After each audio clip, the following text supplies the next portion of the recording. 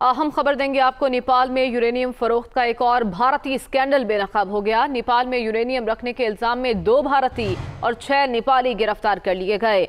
मोदी सरकार यूरेनियम की गैर कानूनी फरोख्त के कई वाकयात की जिम्मेदार निकली है। इन अफराद को हिंदुस्तान से नेपाल में यूरेनियम फरोख्त करने के लिए लाया गया था। तो नेपाल में यूरेनियम फरोख्त का एक और भारतीय स्कैंडल बेनकाब हो चुका है। नेपाल में यूरेनियम रखने के इल्जाम में 2 भारतीय और 6 नेपाली गिरफ्तार किए गए हैं।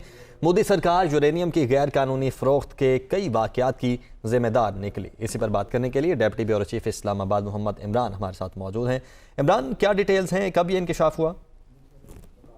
जी बिल्कुल, ये इंकशाफ जो है हाल ही में हुआ है और जो यूरेनियम की फरोख्त एक और भारतीय स्कैंडल जो है वो इसमें जो है वो सामने आया है। ये नेपाल में यूरेनियम रखने के इल्जाम में 2 इंडियन और 6 नेपाली गिरफ्तार किए गए। जो तफसीलात सामने आई हैं उसके मुताबिक काठमांडू में यूरेनियम रखने के इल्जाम में गिरफ्तार 8 में से 2 हिंदुस्तानी भी इन अफराद में शामिल हैं और हिंदुस्तान से नेपाल में यूरेनियम फरोख्त करके लाया गया था। नेपाली पुलिस ने 8 अफराद को वहां एक मकामी होटल की पार्किंग में कार से ये मादा निकालते हुए जो है वो रंगे हाथों पकड़ा और पुलिस और 2 हिंदुस्तानियों की शिनाख्त उपिंदर कुमार मिश्रा और राजू ठाकर के नाम से हुई है और पुलिस ने ये बताया है कि इन दोनों का ताल्लुक जो है वो भारत की रियासत बिहार से है और जो दीगर मुल्जमान है वो नेपाल के जो 6 मुल्जमान है वो नेपाल के शहरी हैं।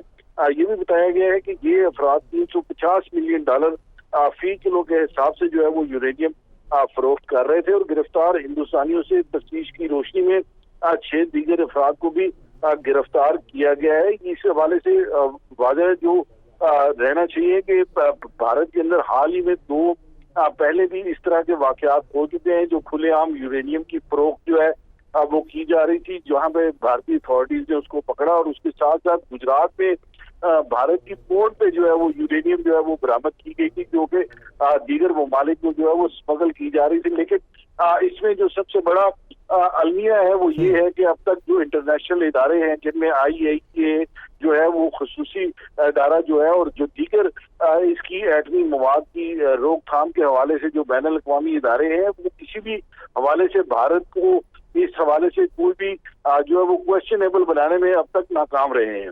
ठीक है, बहुत शुक्रिया मोहम्मद इमरान आपका।